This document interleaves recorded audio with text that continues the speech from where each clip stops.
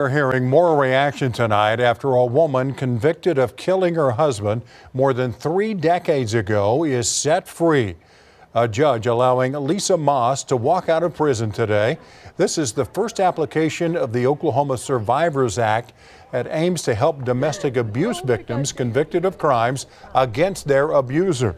News 4's John Hayes talked to the former lawmaker who helped get the measure to the governor's desk. And John, he says today is proof of why this law was needed. That's right, Kevin. Representative John Echols, former representative rather, says this is the first step towards writing a system failing to take into account that some victims are getting locked behind bars.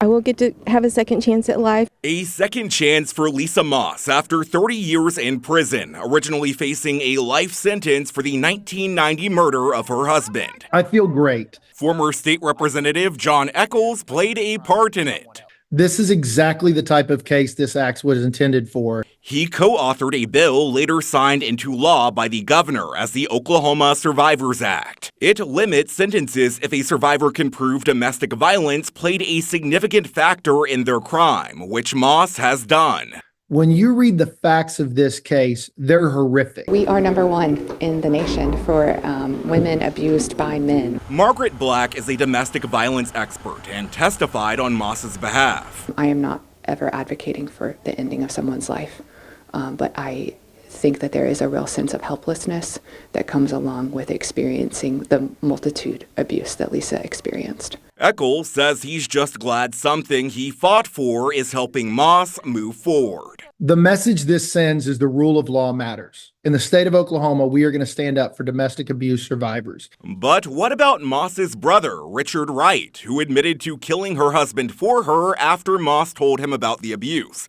and is currently serving his own life sentence? He testified on his sister's behalf Wednesday. I definitely hope and pray that there will be some relief for him. Echols doesn't view any relief in that case as justice. 2 people did take responsibility. I don't think that it should fly to her brother, but I am glad it applies to her.